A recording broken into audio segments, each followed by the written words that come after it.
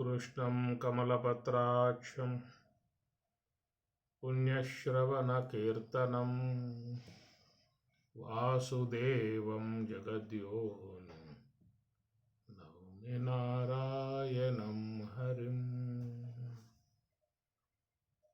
नित्याय निरवध्याय सत्यानन्दचिदात्मने सर्वान्तरात्मने श्रीमद् वेङ्कटेशाय मङ्गलम् श्रीनिवासाय मङ्गलम्।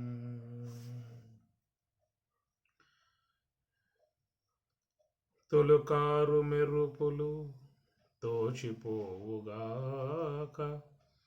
నెలకొని మింట అవి నిలచినా తొలుకారు మెరుపులు తోచిపోవుగాక నెలకొని మింట అవి నిలచినా పొలతుల వలపులు పొలసిపోవుగాక కలకాలం బవి నిలచినా కలకాలం బవి నిలచినా ఏడవల పేడ మచ్చిక ఏడ శుద్ధులు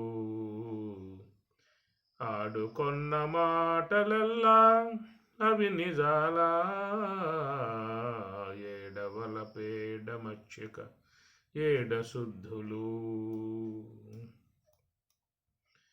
ఎండమావులు చూడ ఏరులై పారుగాక అండకు బోవదాహ మణగీనా ఎండమావులు చూడ ఏరులై పారుగాక అండకు పోవదాహ మణగీనా నిండినట్టి మోహము నెలతల మది చూడ నిండినట్టి మోహము నెలతల మది చూడ ఉండినట్టే ఉండుగాక ఊతైనా ఏడవల పేడ మచ్చిక ఏడ శుద్ధులు ఆడుకొన్న మాటలల్లా అవి నిజాలా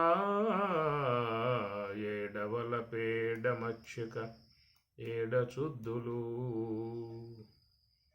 కలలోని సిరులెల్లా కనువూర్పులేగాక మెలకువ చూడ అవి మెరసీనా కలలోని సిరులెల్లా కనువూర్పులేగాక మెలకువ చూడ అవి మెరసీనా అలివేనులా మేలు ఆశపాటేగాక తలపు వెంకటపతి తగిలినా తలపు వెంకటపతి తగిలినా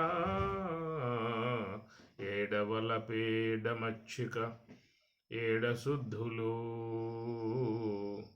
ఏడవల పేడ మచ్చిక ఏడ శుద్ధులు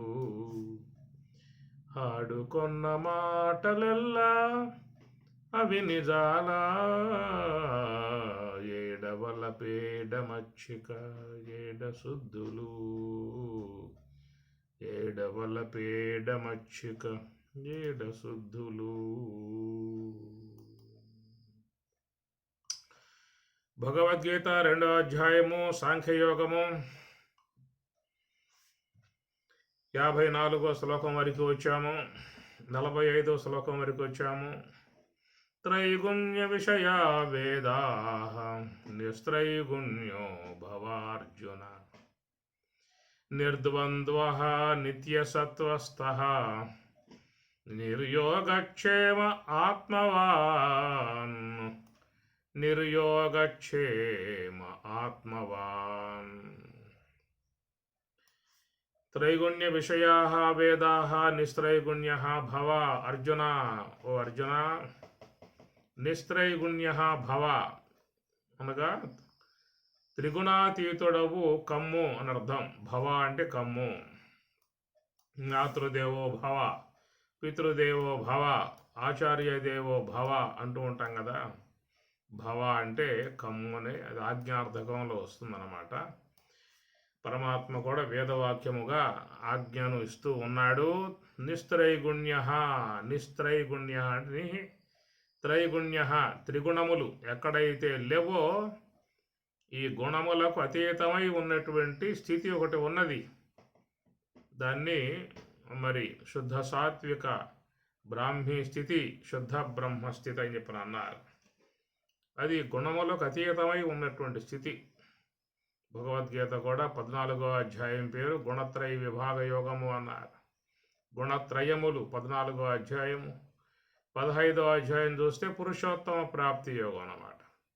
గుణములు దాటావు అంటే ఏముంటుంది అంటే పురుషోత్తమ ప్రాప్తి, అనగా శుద్ధ బ్రహ్మము యొక్క స్వరూప స్థితి అన్నమాట. ఏషా బ్రాహ్మీ స్థితి పార్థ అన్నట్లుగా.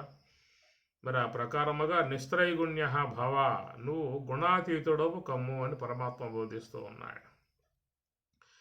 త్రైగుణ్య విషయా వేదా, ఎందుకంటే వేదముల యొక్క సంబంధ అంశం ఇక్కడ చెప్పడం గల కారణం, పైన కామాత్మాన స్వర్గపర జన్మ కర్మ ఫలప్రదాం క్రియా విశేష బహుళాం భోగైశ్వర్య గతిం ప్రతి అనే మాటలు వచ్చాయి కదా. లోకంలో చాలామంది ఈ యొక్క భోగముల యందు అపేక్ష గలవారై మరి ఆ వేదములను అధ్యయనం చేసి వేదముల యొక్క పూర్వ భాగముకు యజ్ఞయాగాదుల యందే పూర్తిగా మునిగిపోయి ఉన్న పరిస్థితి ఒకప్పుడు ఉన్నది. ఒకప్పుడు ఎప్పుడు కూడా వాళ్ళు ఈ యజ్ఞముల యొక్క యాగము ఇలాంటివి కర్మకృతువులలో పూర్తిగా నిమగ్నమై ఉన్నటువంటి స్థితి. అవి చేయాలని చెప్పంటే కూడా చాలా ప్రయాస, అనేక సంభారాలు సమకూర్చుకోవాలి. ఒక యజ్ఞ కార్యక్రమం చేయటువంటి సామాన్య విషయం కాదు. దాని పందిళ్ళు వేయాలి, పెద్ద పెద్ద హోమగుండాలు నిర్మాణం చేయాలి, వాటికి కావాల్సినటువంటి యొక్క సంభారాలు అనగా సమిధలు, నూనె, మిగతా వస్తువులు చాలా ఉంటాయి. అంతా లక్షల్లో ఖర్చులు అన్నమాట. ఇవన్నీ కూడా సామాన్యులు చేయగలిగే విధానం కాదు. ఈ ప్రకారంగా చాలామంది ప్రయాసతో ఇలాంటి కార్యక్రమాలు చేస్తూ ఉన్నారు లోకంలో. కొన్ని చోట్ల అయితే ఎంతో అత్యుత్సాహంతో జరుపుతూ ఉంటారు. ముఖ్యంగా డబ్బులు బాగా ఉన్నటువంటి వాళ్ళు కూడా తమకేవో దోషాలు ఉన్నాయని చెప్పని ఆ దోషాలు పోవాలనేటువంటి యొక్క ఉద్దేశంతో మరి ఈ ప్రకారముగా ఎంతో భారభూతమైనటువంటిది, ఖర్చుతో కూడి ఉన్నటువంటి కార్యక్రమాలను వాళ్ళు ముఖ్యంగా చేస్తూ ఉండేటువంటి విధానము. వాళ్ళకేదో దాని ద్వారా మోక్షం వస్తుందని చెప్పనే భావన కాదు. కొన్ని భయాలు వ్యక్తులలో ఉంటాయి. ఇవన్నీ కూడా వ్యక్తిని బాధించేవిగా ఉంటాయి. ఎందుకంటే కొన్ని సందర్భాలను అనుసరించి మానవులు కొన్ని కార్యాలు చేస్తూ ఉంటారు. ఇతరులను మోసం చేయటము, ఇంకేదన్నా వ్యాపారాలలో ఏదన్నా లాభసాటి కోసముగా చేయటమో, ఇంకా కొన్ని ఆస్తులు అనేటువంటి వాటి కోసంగా ఏదైనా వాళ్ళకి అన్యాయం చేయటమో, ఇట్లాగా కుటుంబ విధానాలుగా ఉన్నటువంటి వారు అతి ఆశలతో అనేక ఘోరాలు, నేరాలు చీకటి మాటున జరిగిపోతూ ఉంటాయి. ఇలాగా చేసి ఉన్న విధానం నుంచి వాళ్ళు ఈ భయాల నుంచి బయటపడటానికి కూడా కొంత నిర్వహించే విధానాలు కూడా ఉంటాయి. ఇప్పుడు మా కాళహస్తిలో జనం తండోపతండాలుగా వస్తూ ఉన్నారు. ఎందుకంటే భక్తితో వస్తున్నారా అని చెప్పనంటే వచ్చేటువంటి వాళ్ళు 100కి 10% భక్తితో వచ్చేవాళ్ళు అయితే 100కి 90% భయంతో వచ్చేవాళ్ళు. రావుకేతు పూజలు కాబట్టి ప్రకారంగా ఈ పీడిస్తూ ఉన్నాయి, వేధిస్తూ ఉన్నాయి, పైన బట్టి బాధిస్తూ ఉన్నాయి, నిద్రలోకి వచ్చి కలవరింపలు చేస్తూ ఉన్నాయి. ఏదో మానసికంగా ఉన్నటువంటి బాధలు కొన్ని ఉంటాయి. వాటి కోసంగా చేసేటువంటివి కొన్ని పక్షంలో ఉండగా, రెండవ పక్షం ఏంటంటే కామ్య సంబంధముగా ఉన్నటువంటి కోరికలు తీర్చుకోవటానికి ఈ ప్రకారముగా చేసే విధానాలు. దానిపైనే స్వామి చెప్పారు, కామాత్మాన స్వర్గపర జన్మ కర్మ ఫలప్రదాం క్రియా విశేష భోగైశ్వర్య గతింపది. ఈ లోకంలో భోగాలు పొందాలి, పై లోకాల్లో భోగాలు పొందాలి అనేటువంటి యొక్క అపేక్షలుగా పై శ్లోకాలలో స్వామివారు చెప్పిన సందర్భాలు ఉన్నాయి. దానిని పురస్కరించుకుని అది కొంచెం ముందుకు రాగానే పరమాత్మ ఎక్కడ అయ్యా ఇవన్నీ కూడా త్రైగుణ్య విషయా, ఇవన్నీ విషయాలతో ముడిపడి ఉన్నటువంటి వ్యవహారము. ఎంతకాలం చేసినా కానీ ఎన్ని భోగాలు పొందినప్పటికీ కూడా ఈ జీవితానికి తృప్తినిచ్చే అవకాశాలేమి లేవు. ఎందుకంటే ఎన్ని భోగాలలో పోయినా ఎన్ని ఆ యొక్క వాటిని అనుభవించినా వాటిలో లభించేటువంటి సుఖములు ఆనందం కూడా చాలా స్వల్పముగా ఉండే విధానం ఉంటుంది. అనేక సమస్యలు వస్తాయి, అనేక బాధలు వస్తాయి. దాంతో చేరి ఉన్నటువంటి సుఖాలు అనగా బాధలు దుఃఖములతో మిళితమై ఉన్నటువంటి సుఖాలు అవన్నీ కూడా ప్రపంచం ద్వారా వచ్చేటువంటివన్నీ కూడా సాధారణంగా అనేక సమస్యలు బాధలను మోసుకొచ్చే సుఖాలే తప్ప స్వచ్ఛముగా వచ్చేటువంటి యొక్క సుఖం ఆనందం అనేటువంటిది స్వచ్ఛముగా ఉండదన్నమాట. అంత కల్తీ కలగాపులం వాటితో చేరి వచ్చేటువంటివి అన్నమాట. ఇవన్నీ కూడా అనేక బాధలు ఉంటాయి, అనేక వెనకాల దుఃఖాలు ఉంటాయి. ముందు సుఖాలకు గోచరిస్తాయి, వెనకాల దుఃఖములు అనబడేటువంటి బయలుదేరి వచ్చి బాధించే విధానం ఏర్పడుతుంది. స్వల్ప సుఖం అధిక దుఃఖం అన్నట్లుగా ఈ ప్రకారముగా ఉండేటువంటివి ఇట్లా లోకంలో ఉన్నాయ్యా. అది కేవలం దుఃఖములతో మిళితమై ఉన్నటువంటి సుఖాలే తప్ప స్వచ్ఛముగా శుద్ధముగా ఉన్నటువంటి యొక్క సుఖము ఆనందము కాదు. మరి నీకు అలాంటి శుద్ధముగా స్వచ్ఛముగా ఉన్నటువంటి ఆనందం నీకు ప్రాప్తించాలని చెప్పన్నట్లయితే నిస్త్రైగుణ్య భవ అని పరమాత్మ చెబుతూ ఉన్నాడు. కనుక 3 గుణములకు సంబంధం లేనటువంటి యొక్క ఒకనొక స్థితి అక్కడికి పోగలిగితే అక్కడికి నీకు దుఃఖాలు కానీ బాధలు కానీ వేదనలు కానీ ఏమీ కూడా అక్కడ లేవేక. కాబట్టి ఈ లోకంలో ఉన్నటువంటి యొక్క భోగములన్నీ కూడా ఇహలోకంలో కానీ పరలోకంలో కానీ మరి అక్కడ స్వర్గలోకాలలో కూడా భయాలు ఎప్పుడు దేవతలకి, ఎప్పుడు రాక్షసులు వస్తారో దండయాత్ర చేస్తారో బాధిస్తారో వేధిస్తారో ఆ యొక్క సింహాసనాన్ని అపహరిస్తారో అనేటువంటి భయాలే కదా ఇంద్రునికి కూడా దేవతలకు కూడా. ఈ ప్రకారం రాక్షసులు కూడా వాళ్ళు బాగా తపస్సు చేయటం, వరాలు పొందటం, దండయాత్ర చేయటం దేవలోకం మీద. ఏమి మరి ఈ ప్రకారంగా చూస్తే మనం వాళ్ళు చేసిన తపస్సు అంతా కూడా మరి వాళ్ళకి మంచి పటుత్వము, శక్తి, ధైర్యము, మరి పాప భీతి లేకుండా విధానము, ఎవరితో కూడా ఓడిపోకుండా విధానంగా వాళ్ళ వరాలు కోరుకోవడం జరుగుతూ ఉంటుంది. మన పురాణాల్లో చూస్తూ ఉంటాం. ఈ ప్రకారంగా రాక్షసులు దేవతలు ఎప్పుడు ఉండేటువంటి యొక్క పోరాటమే. దానవులకు దేవతలు, దేవదానవులకు ఎప్పుడు ఉండే పోరాటాలే. ఏమిటా పోరాటం అని చెప్పానంటే ఈ దేవతలు దానవుల మీదగా వారు, రాక్షసుల మీదగా వారు ఈ దేవతలు. కానీ రాక్షసులే దేవతల మీదగా పోతూ ఉంటారు. ఎందుకంటే వాళ్ళకి ఒక సుఖ విధానమై ఉన్నటువంటి యొక్క స్వర్గం ఉందన్నమాట వాళ్ళకి. అక్కడ ఎన్నో సుఖాలు భోగాలు ఉన్నాయనేటువంటి యొక్క మాట కదా. ఏమి ఈ రాక్షసులు ఏమన్నా వేరే లోకాలకి ఏమన్నా పోయి దండయాత్ర చేశారా? ఇప్పుడు బ్రహ్మలోకం ఉన్నది, దాని మీద దండయాత్ర చేశారా?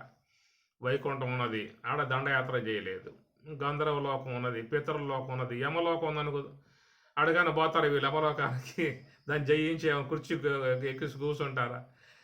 కాబట్టి యమలోకం మీద దండయాత్ర లేదు, బ్రహ్మలోకంపై దండయాత్ర లేదు, పితృలోకంపై దండయాత్ర లేదు. ఉంది ఎక్కడ అని చెప్పానంటే ఎప్పుడు పడ్డా ఈ దేవలోకం మీద దండయాత్ర అన్నమాట. కారణం ఏంటంటే సుఖాలు ఉన్నటువంటి లోకం అన్నమాట. ఇది ఉండటం వల్ల దానినే లక్ష్యంగా పెట్టుకుని వాళ్ళ మీద దాడి చేసి స్వర్గాన్ని అపహరించటము, అది పోతుందనే భయాలతో వీళ్ళు ఎప్పుడూ కూడా భయభ్రాంతులై ఉండేటువంటి విధానము, ఇవన్నీ కూడా మరి దుఃఖములతో చేరి ఉన్నటువంటి సుఖములు అనేటువంటి అంశము.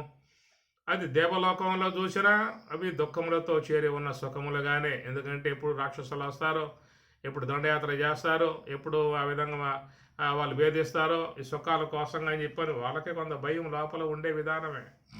ఎన్నో సందర్భాలలో మరి రాక్షసుల చేత అపహరింపబడ్డటువంటి స్వర్గం మరి శ్రీ మహావిష్ణు వామనావతారం ఎందుకైతే ఆడో అని చెప్పారంటే మరి త్రిలోక అధికారిగా బలిచక్రవర్తి అయ్యాడు కాబట్టి తిరిగి మరలా ఆ దేవలోకాన్ని ఇంద్రుడికి ఇవ్వటానికి ఉపేంద్రుడుగా మరి శ్రీ మహావిష్ణు వామనావతారముగా రావటం జరుగుతుందన్నమాట. ఈ రకంగా చూసినట్లయితే ఇహమునందు పరమునందు ఉన్నటువంటి యొక్క ఇంద్రియ విషయాల ద్వారా పొందేటువంటి సుఖాలు అయితే ఉన్నాయో అవన్నీ కూడా దుఃఖముతో మిశ్రమమై ఉన్నటువంటి విధానము. కాబట్టి పరమాత్మ ఇక్కడ ఆ విషయాన్ని నిరసిస్తూ చెప్పుకొస్తున్నటువంటి మాట త్రైగుణ్య విషయా వేదా. కాబట్టి ఈ వేదములు ఏవైతే ఉన్నాయో పూర్వభాగం అది కొంత ఏంటంటే ఈ కర్మ సంబంధమై ఉన్న మార్గాలు లాక్కుపోతాయి అని చెప్పనేటువంటి ఒక మాట అన్నమాట. అందువల్ల ఇక్కడ వేదాహ అనే మాట పరమాత్మ వాడినప్పుడు మరి ఆ వేదం అన్నప్పుడు దాని రెండు భాగాలుగా మనం గ్రహించాల్సి ఉంటుంది. ఒకటి పూర్వ భాగం, మరి ఒకటి ఉత్తర భాగం. కనుక ఉత్తర భాగం ఏదంటే ఈ కేవలం కర్మ సంబంధమై ఉన్నటువంటి మార్గాలలో లాక్కుపోయే విధానం అంతయు కూడా పూర్వ భాగమునందు ఉండేటువంటి విధానము. మీ పూర్వ భాగంలోనే ఈ ప్రపాఠకాలు అంటారు, మంత్ర భాగాలు అంటారు, సూక్తములు అంటారు, ఇట్లా అనేక దేవతలను ఉద్దేశించి ఉన్నటువంటి యొక్క మంత్ర భాగాలు, ఆ మంత్రాలతో యజ్ఞమునందు అవిస్సు విరేలుస్తూ దాంట్లో ఆ దేవతను ఉద్దేశించి మంత్రోచ్చారణ చేసి ఆ దేవత ప్రసన్నం చేసుకునే విధానం అంతా కూడా ఉంటుంది. కాబట్టి ఇక్కడ పూర్వ భాగము యొక్క అంశాన్ని స్వామివారు కొంచెం నిరసిస్తూ పక్కన పెడుతూ ఉత్తర భాగానికి ఆయన గారు ప్రాముఖ్యత ఇస్తున్నటువంటి విధానము. ఉత్తర భాగము అన్నప్పుడు ఉపనిషత్తులు అనగా బ్రాహ్మీ అనుభవము, బ్రహ్మ జ్ఞానము. ఎందుకంటే భగవద్గీత అంతా కూడా బ్రహ్మ విద్యాయాం అన్నారు కాబట్టి బ్రహ్మ విద్యయే భగవద్గీత అని చెప్పున్నాయి. కనుక బ్రహ్మ ప్రతిపాదన చేయటానికి భగవద్గీత యొక్క అంశం వచ్చింది కాబట్టి ఇక్కడ స్వామివారు ముఖ్యంగా దానికే ప్రాముఖ్యతను ఇస్తూ మరి నిస్త్రైగుణ్య నువ్వు గుణాతీతుడు అయ్యేటువంటి పరిస్థితిని సంపాదించుకొను అని చెప్పా. భావ అంటే కమ్ము.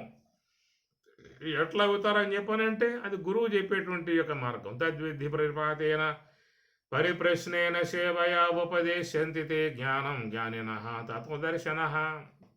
దానికి ఏంటంటే జ్ఞానులు ఆశ్రయించాలి, మహాత్ములను ఆశ్రయించాలి, బ్రహ్మవేత్తలను ఆశ్రయించాలన్నమాట. ఏమి కర్మకాండను ఆశ్రయించేటువంటి వాళ్ళ ద్వారా మనకి కర్మలే ప్రాప్తిస్తాయి. ఏమి ఇది కూడా వేమన కూడా ఒక మాట అంటాడు, కల్ల గురుడు గట్టు కర్మ చెయ్యంబును, మధ్య గురుడు గట్టు మంత్ర చెయ్యము, ఉత్తమ గురుడు గట్టు యోగ సామ్రాజ్యంబు, విశ్వదాభిరామ వినురవేమ. కల్ల గురుడు గట్టు కర్మ చెయ్యంబును అని చెప్పని అంటాడు. కల్ల గురువు అంటే ఈ విధముగా కర్మ సంబంధమై ఉన్నటువంటి వ్యవహారాలలో పడవేసేటువంటి వారిని కల్ల గురువులని వేమన చెప్పేటువంటి మాట. మధ్య గురుడు గట్టు మంత్ర చెయ్యము. ఈ మధ్యలో ఉన్న గురువులు చే విధానం ఏంటంటే మంత్ర భాగాలని చెబుతూ ఉంటారని చెప్పని అన్నాడు. ఉత్తమ గురుడు గట్టు యోగ సామ్రాజ్యంబు.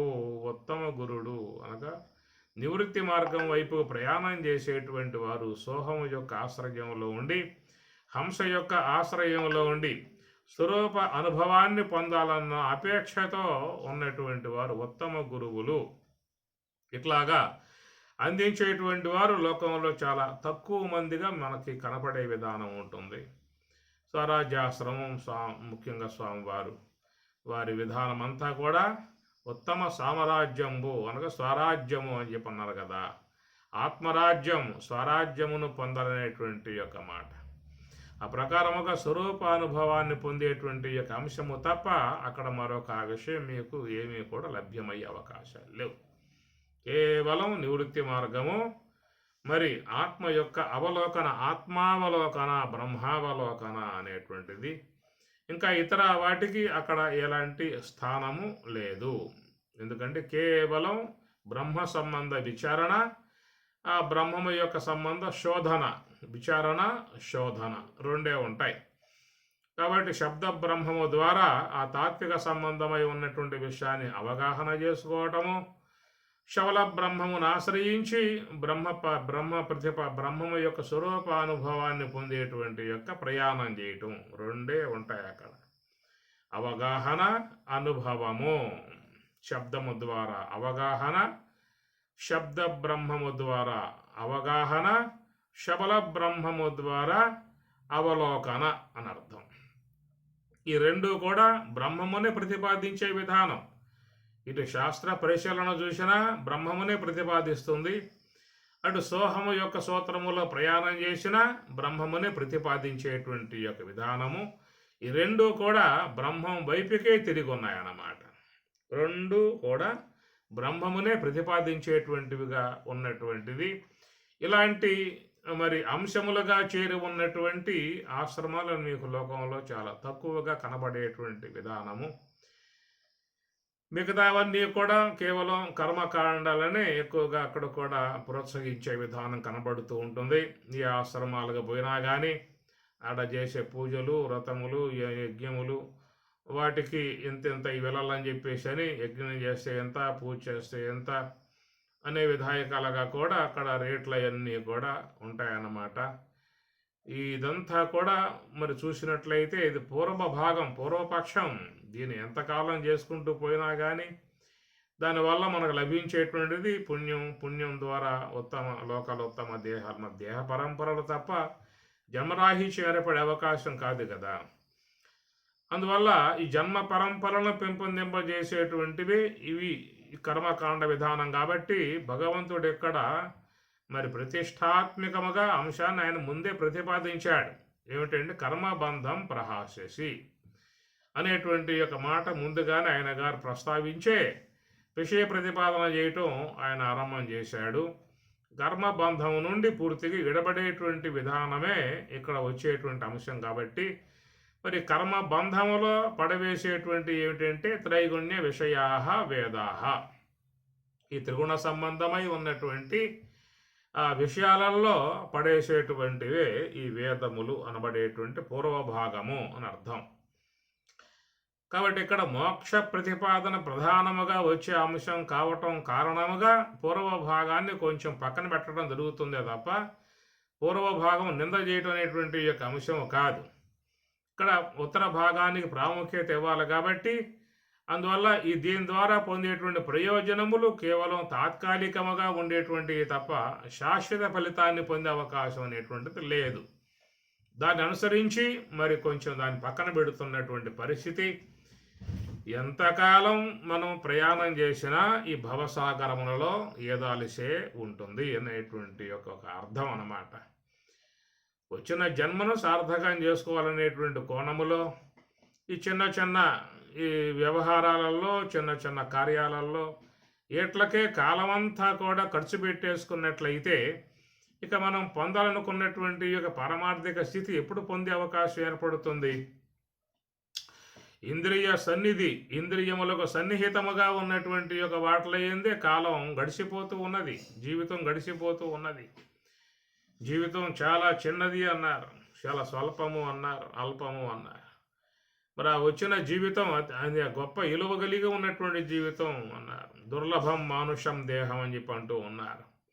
ఆ విధముగా ప్రాప్తించినటువంటి యొక్క జన్మను సద్వినియోగం చేసుకునే విధానం కాకుండా కాలయాపనగా రోజువారీగా దాంట్లో వారాలు పోతా ఉన్నాయి, నెలలు పోతా ఉన్నాయి, సంవత్సరాలు పోతా ఉన్నాయి. చివరికి జీవితమే ఆ ప్రవాహంలో కొట్టుకుపోయే పరిస్థితి ఏర్పడుతుంది. కాబట్టి వచ్చిన జీవితాన్ని నీవు సమయాన్ని చక్కగా మంచిగా వాడుకొని ఆ సమయం యొక్క విలువ తెలుసుకొని ఏ మార్గంలో ప్రయాణం చేస్తే శాశ్వత ఫలితాన్ని పొందే అవకాశం ఏర్పడుతుందనే విషయాన్ని గురించి ఆలోచించుకుని వ్యక్తి వివేకముతో మరి ఆ మార్గం వైపు అడుగులు వేయాల్సి ఉంటుందనేటువంటిది స్వామివారి యొక్క ఉద్దేశము. అందువల్ల ఉన్న సమయాన్ని బ్రాహ్మీ అనుభవం, స్వరూపానుభవాన్ని పొందేందుకు ఆ సమయాన్ని వినియోగించు అనేటువంటి మాట. అందుచేత మరి మనం జీవితంలో అపేక్షించాం, సుఖాలు ఉంటాయి, ఆనందం ఉంటుంది, అక్కడికి పోతే ఆ లోకానికి పోతే ఆ దేహంలో పోతే ఆడ సుఖం బాగా ఉంటుంది, అక్కడ ఆనందం బాగా ఉంటుంది అని కదా. ఈ ప్రకారంగా మానవుడు ఎప్పుడు ఆలోచించేటువంటి విషయం అంతా కూడా ఇప్పుడు భారతదేశంలో ఉన్నాడు, ఇక్కడ సుఖాలు పెద్దగా లేవు, సంతోషాన్ని పొందే అవకాశాలు లేవు. ఇక్కడ ఏమైనా పొందాలని చెప్పి అన్నప్పటికీ కూడా చాలా సిద్ధాంతాలు, ఈ రాద్ధాంతాలు, ఈ నియమాలు, నిష్ఠలు చాలా ఉన్నాయి అని కదా మానవుడు విదేశాలకు పోతూ ఉన్నాడు. అక్కడైతే అలాంటి యొక్క ఏం లేవు కదా, ఇంత నియమాలు లేవు, ఇంత పక్క కట్టుబాట్లు లేవు, ఇంత విధానంగా లేదు. కాబట్టి చక్కగా హాయిగా సుఖంగా ఆ జీవితాన్ని ఎంజాయ్ చేసుకోవచ్చు, చాలా హాయిగా ఉండవచ్చు, ఆనందంగా ఉండవచ్చు. ఇదే కదా మానవునికి. ఏ దేశానికి పోయినా అక్కడ చక్కగా అన్ని సుఖాలని స్వాగతం పలుకుతూ ఉన్నాయి, ఆనందాన్ని పొందే అవకాశాలు ఏర్పడుతూ ఉన్నాయి. ఇట్లాగా మానవుడు ఏ దేశానికి పోయినా, ఎక్కడికి పోయినా, ఏ లోకానికి పోయినా వాడి అపేక్ష ఒకటే, అక్కడికి పోతే ఆనందంగా సుఖంగా ఉంటాను, ఈ దేశానికి పోతే ఆనందంగా సుఖంగా ఉంటాను, ఈ లోకానికి పోతే ఆనందంగా సుఖంగా ఉంటాను అనేది ఎప్పుడూ ఉన్నటువంటి యొక్క భావం. కాబట్టి వానికి ఉన్నటువంటి యొక్క అపేక్ష అనుసరించి పరమాత్మ ఎక్కడో పనిచేయరు నువ్వు, అదంతా కాదు. కానీ నిస్త్రైగుణ్య భవ, నువ్వు నిస్త్రైగుణ్యుడు అయినట్లయితే నువ్వు కోరుకునేటువంటి యొక్క పరమశాంతి ఎక్కడే ఉన్నది, నీ దేహంలోనే ఉన్నది. ఏ దేశంలోనో లేదు, ఏ లోకంలోనో లేదు. అక్కడ ఏ లోకంలోకి పోయినా ఏదో ఒక దేహం తీసుకోవాల్సిందే. ఈ దేహము అనేటువంటి దానిని పట్టుకుని ఆ దేహం యొక్క ఇంద్రియాలతో సంబంధం పడి, విషయాలతో సంబంధం పడి, ఆ విషయాల నుంచి నువ్వు ఆనందాన్ని పొందాలనేటువంటి ఒక అపేక్ష అన్నమాట. దేవలోకానికి పోతే దేవతా సంబంధ దేహం తీసుకుంటావు, ఈ యొక్క పార్థివ లోకానికి వస్తే పృథివీ సంబంధం మట్టి దేహాన్ని తీసుకోవటం అవుతుంది. ఇంకా వేరే వేరే లోకాలకు పోతే అక్కడ కూడా సంబంధమై ఉన్న దేహాలు ఇచ్చేటువంటి విధానము అని చెప్పని. కాబట్టి ఈ ప్రకారంగా దేహాన్ని పొందాలి, ఆ దేహంలో ఉన్న సూక్ష్మ దేహంతో అనుబంధం పెంచుకోవాలి. ఆ సూక్ష్మ దేహంలో ఉన్నటువంటి యొక్క ఇంద్రియాలతో గోళకాలకుండగా బయటికి రావాలి. బయటకు వచ్చినటువంటి వాటిపై పంచభూతాలలో ఉన్నటువంటి యొక్క విషయాలతో అనుసంధానం పెంపొందింపజేసుకోవాలి. ఈ ప్రకారముగా ఇంత పాటలు పడే పరిస్థితి ఉంది ఇక్కడ. ముఖ్యంగా దేహధారణ పొందాలి. ఆ తర్వాత సూక్ష్మ దేహము, సూక్ష్మ సంబంధ ఇంద్రియాలు, అవన్నీ గోళకముల ద్వారా బయటకు వచ్చే విధానాలు. ఆ బయటకు వచ్చి బయట ఉన్నటువంటి పంచభూతములు, పంచభూతాలలో ఉన్నటువంటి యొక్క విషయాలు అనేటువంటివి శబ్ద స్పర్శాది విషయాలు.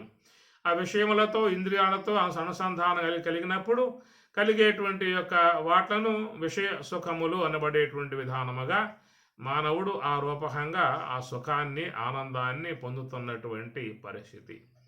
ఎంత లెక్క ప్రయాణం చేసి ఎంత ప్రయాసతో నువ్వు పొందాల్సిన అవసరం ఏముందయా? నువ్వు లోపలే ఉంటే పోతుంది కదా. లోన ఉన్నవాడివి లోనే ఉండు. ఆ లోనే ఉండటం వల్ల నీకు ఆ లోపలే ఉన్నది, నీకు ఆనందం అయినటువంటి యొక్క ఆ బ్రహ్మం యొక్క స్వరూపం నీకు దగ్గరగా ఉంది, నీకు లోపలే ఉన్నది. నువ్వు లోపలే ఉన్నావు, అది లోపలే ఉన్నది. అక్కడ ఉన్నటువంటి వాడివి అక్కడే నువ్వు పొందవచ్చు. ఇదే కదా నిద్ర ద్వారా చేస్తున్న పని. నిద్ర చేస్తున్న పని ఏమిటి? అక్కడ లోన ఉన్నవాడివి ఆ లోనే ఉంచింది అంతే. బయట ఉన్న వాటను బయట ఉంచింది. ఇది చేసిన పని. నిద్ర అనేటువంటి యొక్క దేవత చేసిన పని ఏమిటంటే బయట ఉన్న వాట్లను బయటే ఉంచింది, లోన ఉన్నటువంటి యొక్క వాడిని ఆ లోపలే ఉంచింది. అందువల్ల లోనే ఉన్నాడు కాబట్టి ఆ లోపలే ఉన్నటువంటి ఆత్మ యొక్క ఆనందాన్ని అక్కడే వాడు ఆస్వాదించే పరిస్థితి ఏర్పడింది. ఇది చక్కగా ప్రతి ఒక్కరూ కూడా రోజువారీగా పొందుతున్నటువంటి అనుభవమే అదనమాట. అందుచేత ఏంటంటే ఈ పరమాత్మ చెప్పే మాట కూడా నిస్త్రైగుణ్య భవ, నువ్వు నిస్త్రైగుణ్యుడు అవు అనగా సాత్విక సంబంధమై ఉన్నటువంటి వ్యవహారం, రాజసిక సంబంధమై ఉన్న వ్యవహారం, తామసిక సంబంధమై ఉన్న వ్యవహారం. కాబట్టి ఈట్లతో మునిగి ఈట్ల ద్వారా సుఖాభిలాష, సుఖాపేక్షలు అనేటువంటివి మనకు ఈ త్రిగుణముల యొక్క సంబంధమై ఉన్న వ్యవహారం నుంచి అపేక్షిస్తున్నటువంటిది బ్రహ్మము యొక్క ప్రాప్తి. అందరూ కూడా ఈ త్రిగుణములు అనగా సాత్విక సంబంధ క్రియలు, రాజసిక సంబంధ క్రియలు, తామసిక సంబంధ క్రియలు, ఈ మూడు గుణాలు అనేటువంటి ఏమిటంటే క్రియాజన్యమై ఉన్నటువంటి విధానం. ఏ చైవ సాత్విక భావాహ రాజసాహ తామసాశ్చయే, సాత్విక సంబంధమై ఉన్న భావాలు, రాజసిక సంబంధమైన భావాలు, తామసిక సంబంధమై ఉన్న భావాలు, సాత్విక సంబంధమై ఉన్న క్రియలు, రాజసిక సంబంధమై ఉన్న క్రియలు, తామసిక సంబంధమై ఉన్న క్రియలు. ఈ క్రియా విధానం అంతా కూడా గుణాల నుంచే వస్తుంది. గుణ ప్రవృద్ధ, గుణముల నుంచి వస్తుంది. కాబట్టి గుణముల యొక్క విధానం నుంచే ఈ క్రియలు అనేటువంటి జరుగుతూ ఉన్నాయి. కాబట్టి ఈ క్రియా వ్యవహారముల నుంచి మరి మనం పరమాత్మ యొక్క ఆనందాన్ని, పరమాత్మ యొక్క పరమశాంతిని మనం కోరుకుంటున్న విధానం గనుక మరి ప్రకారంగా వీటి యొక్క వ్యవహారాలలో మునిగిపోయి మనం పరమార్థమును, పరబ్రహ్మతత్వానుభవాన్ని అపేక్షిస్తున్నటువంటి వాళ్ళమై ఉన్నాం గనుక మనకు భగవంతుడెక్కడ ఆ అంశాన్ని చక్కగా బోధిస్తూ, సూటిగా బోధిస్తూ, ఇక సచ్చు లేకుండగా, ఇంకా నసుగుడు వ్యవహారం లేకుండగా, ఇక మొహమాట వ్యవహారం లేకుండగా, ఇదెందుకయ్యా అనవసరంగా ఈ దాగుడు మూతలు అన్నటువంటి విషయం మీద త్రైగుణ్య విషయాహ వేదాహ అనే విషయముగా ఆయన నిరసన చేసి తెలియజేస్తున్నటువంటి యొక్క అంశములో నిస్త్రైగుణ్య నిర్ముఖమాటముగా నువ్వేక వెళ్ళిపో అని చెప్పి అంటూ ఉన్నాడు. నిస్త్రైగుణ్య, ఎక్కడైతే గుణాలు లేవో అడిగి వెళ్ళిపో నువ్వేక. గుణములు ఉన్న చోటే కూర్చున్నావు, ఎంతకాలం కూర్చున్నా నువ్వు కోరుకున్నటువంటిది శాశ్వతముగా, నువ్వు కోరుకునేటువంటిది నీకు పరిపూర్ణముగా పొందబడే అవకాశం మాత్రం లేదు.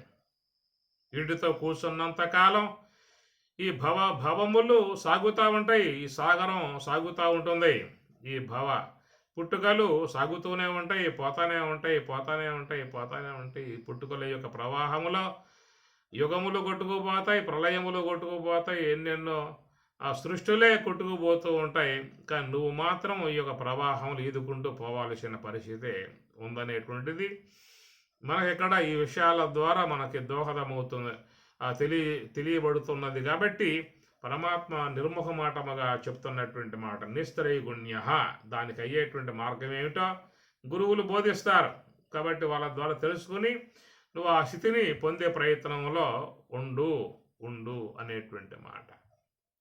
కనుక నిస్త్రైగుణ్య. ఎందుకంటే మనం జాగ్రత్త అవస్థలో ఉన్నామంటే సాత్విక, రాజసిక, తామసిక ఈ మూడింటి గుణాల వ్యవహారంలో ఉన్నట్లు అన్నమాట. స్వప్న వ్యవహారంలో ఉన్నా కానీ అక్కడ కూడా సాత్విక, రాజసిక, తామసిక ఈ మూడు ఉండేటువంటి విధానమే.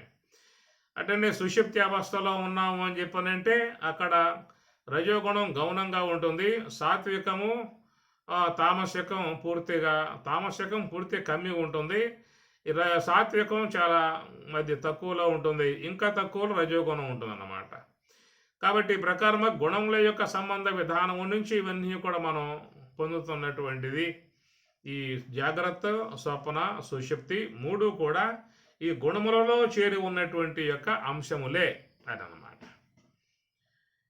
కాబట్టి స్త్రైగుణ్య, నిస్త్రైగుణ్య అని చెప్పనంటే సాత్విక సంబంధమై ఉన్న జాగ్రత్త అవస్థ, రాజసిక సంబంధమై ఉన్న స్వప్నావస్థ, తామసిక సంబంధమై ఉన్నటువంటి సుషుప్తి అవస్థ, ఈ మూడు అవస్థలకు అతీతముగా ఉన్నటువంటి స్థితి మరొకటి ఉన్నది.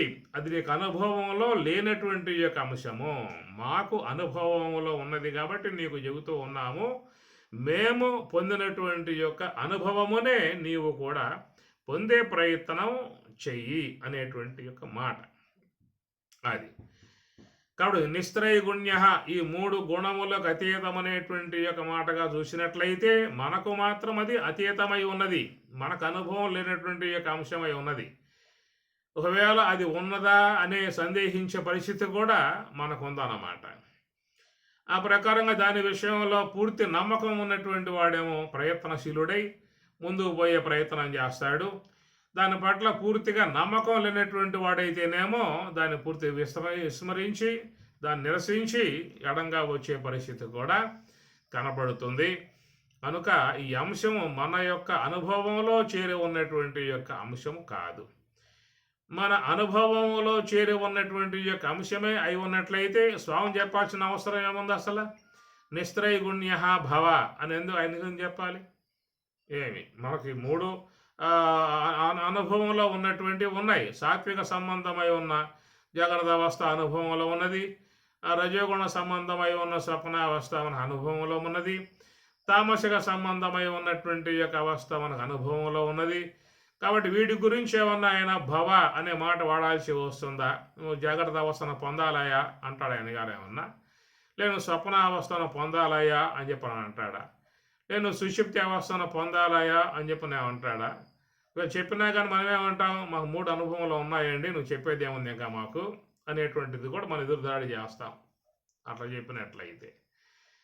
కాబట్టి ఏంటంటే మనకు లేనటువంటి ఒక అనుభవము, అది మహాత్ములు ప్రయత్నం ద్వారా సాధించుకున్నటువంటి ఒక అనుభవము, దాన్ని వారు సబు చూశారు. కాబట్టి మనకు వాళ్ళు బోధిస్తున్నటువంటి విధానము, నాయన నువ్వు చేస్తున్నటువంటి విధానం అంతా వృధా శ్రమరా, దీంట్లో నువ్వు కోరుకున్నది లభ్యమయ్యేటువంటి యొక్క అవకాశం చాలా తక్కువ అనేటువంటి మాట వాడుతున్నారు.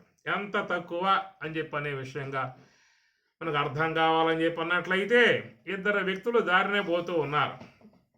ఆ దారినే పోతూ ఉండగా ఒక చోట పెద్ద గుట్ట, అనగా చెరుకు అన్నమాట. ఆ చెరుకు పిప్పి పెద్ద గుట్ట అన్నమాట. అక్కడ వీళ్ళు పోయి ఆ గుట్టగాడ కూర్చొని ఆ చెరుకంతా బాగా వాళ్ళు నములుతూ ఉన్నారు. దవళ్ళు కోసుకుపోతూ ఉన్నాయి, పెదిమలు కోసుకుపోతూ ఉన్నాయి, నాలుగు కోసుకుపోతూ ఉంది. కానీ దాంట్లో ఏమి ఒకరు కనపట్ల రావట్ల. కానీ మొత్తాన్ని అక్కడ కూర్చొని వాళ్ళు నవ్వులుతూనే ఉన్నారు.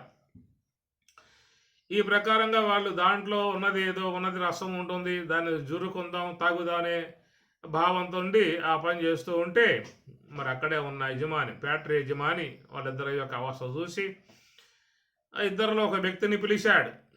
ఆ వ్యక్తి వచ్చాడు. నాయన ఏమిరా అన్నాడు. స్వామి, ఇట్లా రసాలు ఉంటాయి, దాంట్లో బాగా పట్టి నవ్వులుతూ ఉన్నాము అని చెప్పి అన్నాడు.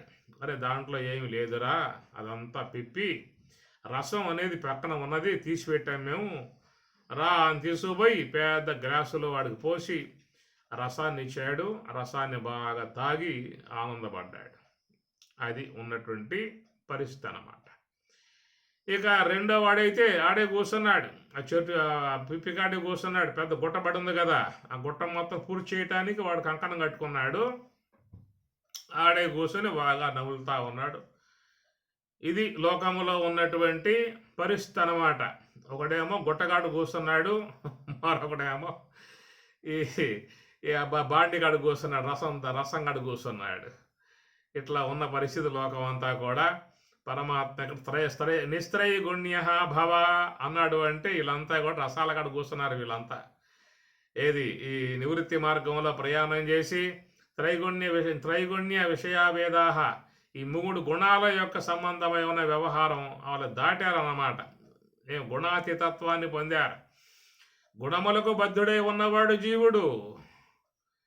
ఎందుకన్నా జీవుడు అని చెప్పేసి అంటే గుణముల చేత ఆవహింపబడ్డాడు, గుణములకు స్వాధీనుడై ఉన్నాడు, గుణములకు విధేయుడై ఉన్నాడు.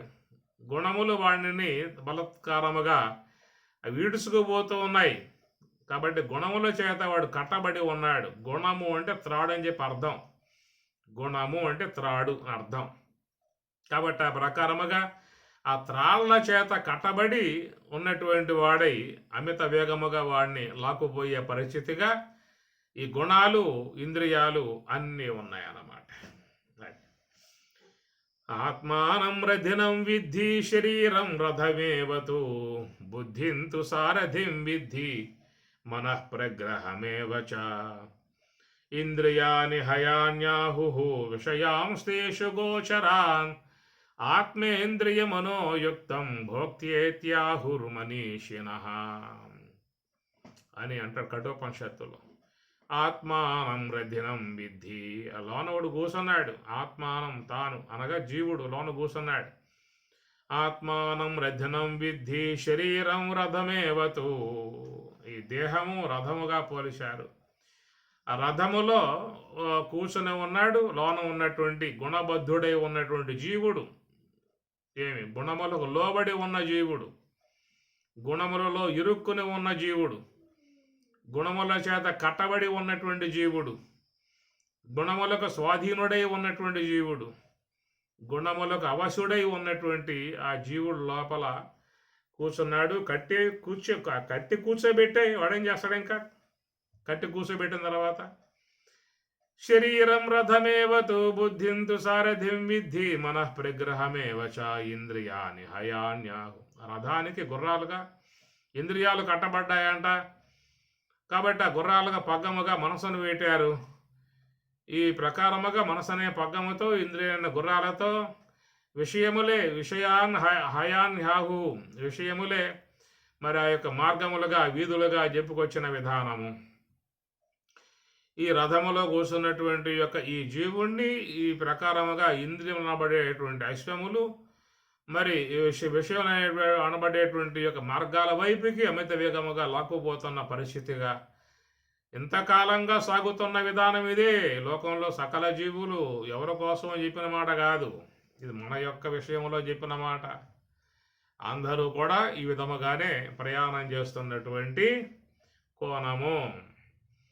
ఈ ప్రకారముగా లాగబడి, ఇంద్రియములు బలత్తరముగా లాగబడి విషయాల వైపుకు మహావేగముగా దూసుకుపోయే విధానముగా జీవుడు ఈ 3 గుణములు నిలబడేటువంటి వాటితో కట్టబడి పోతున్నటువంటి వాడు. కాబట్టి పరమాత్మ ఎక్కడ, అయ్యా ఇంతకాలం జరిగిందిరా, ఇన్ని యుగాలు అయిపోయాయి, ఇంకెంతకాలం ఈ ప్రకారంగా పోతావు, నీకు ఇసుగు విరామం అనిపించటం లేదా, ఇక నా సాలింసు, ఇది సాలించక సాలింపుము సంసారము గీలింపము హృదయమందు కేశవ భక్తిన్ అన్నాడు భాగవతకారుడు ప్రహ్లాదుడు. సాలింపుము సంసారం గీలింపము హృదయమందు కేశవ భక్తిన్ అని ప్రకారముగా మరి చూసినట్లయితే అందరినీ కూడా ఉద్దేశించి పరమాత్మ చెబుతున్నటువంటి యొక్క మాట. కాబట్టి ప్రకారంగా మీరు ఈ గుణములను పడేటువంటి యొక్క వాటిలతో కట్టబడి ఈ విషయ ప్రపంచం వైపుకి, భవసాగరం వైపుకి అనేక దేహములు ధరించే విధానాలుగా పోతున్న పరిస్థితి. కాబట్టి ఇకనైనా దీనిని మీరు స్వస్తి పలికి మీ యొక్క స్వరూప అనుభవంలోకి పోవడానికి గల అవకాశాలు ఉన్నటువంటిది మీకు చక్కటి మరి సందర్భం ఏర్పడింది. అందువల్ల మరి గురువుల ద్వారా విశేషముగా ఉన్న విషయాలని అవగతం చేసుకుని ఆ తర్వాత ఈ గుణాతీతత్వాన్ని పొందేటువంటి దాంట్లో ప్రయాణాన్ని కొనసాగించుకోవాల్సి ఉంటుందని చెప్పేసి అని అంటూ స్వామివారు మన యొక్క భద్రతను దృష్టిలో పెట్టుకొని, మన శ్రేయస్సును దృష్టిలో పెట్టుకొని మనకు ఒక మంచి మార్గాన్ని ఆయన గారు శాశ్వతముగా స్థిరముగా ఉండేటువంటి యొక్క మార్గాన్ని ఇక్కడ మనకి బోధిస్తున్నటువంటి యొక్క అంశము. అయితే ఎంతవరకు మనసుకు పడుతుందో, ఏ మేరకు దీనిని నిండు మనస్సుతో స్వీకరిస్తామో, ఎంతవరకు ఈ యొక్క ధ్యాన విషయంలో పూర్తి సమయాన్ని కేటాయిస్తామో, జీవిత భద్రతను ఏ మేరకు మనం దానిని వహించి ఆ వైపు తిప్పుతాము అనే విషయం కూడా ఎవరికి వారికి ఉండేటువంటి విధానమే. ఆయన చెప్పగలడే కానీ బలత్కారముగా తీసుకుపోయి ఏమన్నా దాన్ని పెడతాడు మనల్ని ఏమన్నా, ఏమి పెట్టినా కానీ మనం ఏమన్నా పోతాం, మేము పిల్లకాయలు రావటానికి అన్న విధానాలుగా ఉంటాం. కాబట్టి స్వామి గారు చెబుతున్నది శుద్ధంగా ఆయన విషయాన్ని నిర్మోహమాటంగా చెప్పేస్తా ఉన్నాడు. దానికి తగినటువంటి యొక్క మార్గాన్ని మనం ఏర్పాటు చేసుకోవాల్సిన పరిస్థితి ఉంటుంది. ఏదేమైనా నిస్త్రైగుణ్య భవ అనే ఆజ్ఞార్థకం, ఇది కూడా ఆజ్ఞాపించుట. భవ అంటే ఇది ఆజ్ఞార్థకం, ఇది భవ కమ్ము అర్జునుడు. కాబట్టి అర్జునుడు భక్తోసిమే సఖా చేతి, నువ్వు నాకు భక్తుడువురా అనేటువంటి విధానంగా స్వామివారి స్వయంగా చెప్పుకున్నారు. కాబట్టి కనుక తన భక్తుడే ఉన్నటువంటి వారిని ఈ ప్రకారంగా శాసించే అధికారం ఆయనకుంటుంది. భగవంతుడుగా, గురువుగా ఆయనకుంటుంది. ఎందుకంటే పూర్ణ శరణాగతి పొందాడు కదా. శిష్యస్తేహం షాధిమాం త్వాం ప్రపన్నం అని శరణాగతి పొందాడు. కార్పణ్య దోష అపహత స్వభావ పృచ్ఛామి త్వాం ధర్మ సమ్మూఢ చేత. స్వామి యొక్క కార్పణ్య దోషం వల్ల ధర్మ విషయంలో మూఢత్వాన్ని పొందాను, కాబట్టి నన్ను మన్నించండి, క్షమించండి. శిష్య తే, నేను శిష్యుడనై ఉన్నాను, నన్ను శాసించండి అనే ప్రకారముగా పూర్ణ శరణాగతి విధానములో శిష్యుడయ్యాడు, పరమ భక్తుడయ్యాడు. కాబట్టి అలాంటి యొక్క విధానములో ఉన్నటువంటి వారిని గురువులు కూడా శాసించే విధానం ఉంటుంది. ఆ శాసనం అందరి యందు ఆయన వాళ్ళు కూడా చేయలేరు. ఎవరైతే భక్తులై ఉంటారో, శిష్యులై ఉంటారో, చాలా ఆ యొక్క అంకిత భావన కలిగి ఉంటారో, వినమ్రత 2 చేతులు జోడించి ఉంటారు, వినమ్రులై ఉంటారు, విధేయులై ఉంటారు, నమ్రత కలిగి ఉంటారు, అవన్నీ కూడా కొంత భక్తి సంబంధం లక్షణాలు కొన్ని ఉంటాయన్నమాట. ఆ వినయ విధేయతలలో కూడా ఈ సాత్విక సంబంధమై ఉన్నటువంటి గుణాలు కొన్ని వాళ్ళ యందు ఆవహించి ఉంటాయి. ఆ ఆవహించి ఉన్నటువంటి వాళ్ళలో ఉన్నటువంటి ఆ మార్పే చాలా గొప్పదన్నమాట. ఆ మార్పులోనే వాళ్ళకి మంచి మార్గం కూడా దొరికే అవకాశం ఏర్పడుతుంది. అలాంటి ఆ మార్పు రావాలంటే ఆ పక్వత అనేటువంటిది రావాలి. చూడండి, కొంతమంది పాకం బాగా పడుతూ ఉంటారు. అది బాగా మంచి పాకాన పడందే నీకు ఆ వస్తువు తయారయ్యే అవకాశాలు లేవు. లడ్లు కానీ, మైసూరు గోపులు కానీ, ఇంకా కొన్ని రకాలైనటువంటి స్వీట్లు కానీ చేస్తారు కదా వాళ్ళు. ఆ చేసేటువంటి వాళ్ళు తెలుస్తుందో వాళ్ళకి అది బాగా కాసినప్పుడు అది బాగా మంచి పాకాన పడ్డ విధానం గమనించి అది ముదిరిపోకుండా బాగా ముదిరిపోయినా మళ్ళా వస్తువు కాదన్నమాట. అది మంచి పాకం వల్ల పడిన తర్వాతనే దాన్ని ఆ విధంగా మలిసి మంచి మంచి రుచిగల పదార్థాలుగా వాళ్ళు చేస్తారన్నమాట. అదొక పరిపక్వత అని చెప్పని అంటారు. అలాంటి ఆ విధానం అనేటువంటిది రావాలి. ఇప్పుడు చెట్టుకి ఒక గెల వేస్తుంది, అరటి గెల వేస్తుంది అనుకోండి. మరి అరటి గెల యొక్క సంబంధ కాయలు తినండి, ఉన్నాయి కదా, గెలలు ఉన్నాయి కదా, ఒక కాయ తుంచండి తినండి, నోరంతా జిడ్డు అయిపోతుంది అన్నమాట. ఏ రుచి ఉండదు, నోరంతా జిడ్డు అయిపోతుంది. దాన్ని కడుక్కోవడానికి గంట పడుతుంది మళ్ళా నోరు, అంత భయానకం అయిపోతుంది అన్నమాట. కాబట్టి ఆ గెల అనేది పరిపక్వత వస్తుంది, దానికి ఒక పక్వత వస్తుంది. ఆ పక్వత వచ్చినప్పుడు చక్కగా మాగినప్పుడు అప్పుడు కనుక కాయ ఎట్లా అన్నావంటే తునిగి చేతుల్లోకి వచ్చేస్తుంది. అట్లా ఒలిసావంటే తోళ్ళు కూడా పక్క వెళ్ళిపోతాయి. అప్పుడు ఉన్నటువంటి యొక్క మాధుర్యం వేరు, అప్పుడు తినేటువంటి యొక్క ఆహ్లాదత్వం వేరు, దాంట్లో ఉన్నటువంటి రుచులు వేరు అన్నమాట. అప్పుడు అది దాని పక్వత అని చెప్పని అంటారు. మామిడికాయ తీసుకోండి, పిందిగా ఉందనుకోండి ఒకరగా ఉంటుంది, అది కొంచెం పులుపుగా ఉంటుంది. కాయగా ఉన్నట్లయితే అది కూడా పక్వత కావాలి, దానికి ఒక సమయం ఉంటుంది. ఆ సమయం దాకా ఆగాలి. వచ్చినప్పుడు అప్పుడు దాని యొక్క మాధుర్యమే వేరు, దాని రసాలే వేరు, అది జుర్రుకునే విధానం వేరు. వాడు పట్టుకున్నాడని చెప్పనంటే టెంకి కూడా మొత్తం చీకి పారేస్తాడు. అలాంటి ఆ విధానములుగా సృష్టిలో ఉన్నటువంటి విధానాలుగా వ్యక్తిలో కూడా అలాంటి పక్వత అనేది ఉంటుందండి. ముఖ్యంగా కొన్ని జీవితాలైతే, కొంతమంది జీవితాలు అయితే పచ్చికాయల్లాగా ఉంటాయి, పిందిల్లాగా ఉంటాయి. ఆ పిందులు పట్టుకున్నారని చెప్పినట్టు ప్రమాదంలో పడే పరిస్థితి ఏర్పడుతుంది. వాళ్ళ జోలికే పోకూడదు. వాడు చెప్పడం కూడా అంత మంచి విషయంగా అంత విధానం కాదు. చెప్పినా కూడా ప్రమాదాలు వచ్చి పడతాయి అలాంటి వాళ్ళ దగ్గర. ఈ కాయలుగా పరిపక్వత చెందకుండా ఉన్న కాయలుగా ఉన్నటువంటి వాళ్ళకు కూడా ఎవరో కూడా ఏం చెప్పరు. మహాత్ములై ఉన్నటువంటి వాళ్ళు కూడా ఏమి చెప్పరు. చెప్పినా కానీ లేనిపోని గొడవలు వాళ్ళ ద్వారా వచ్చే అవకాశం ఉంటుంది. అకారణంగా వాళ్ళతో గొడవలు తెచ్చుకోవడం తప్ప మరొక విధానం లేదన్నమాట.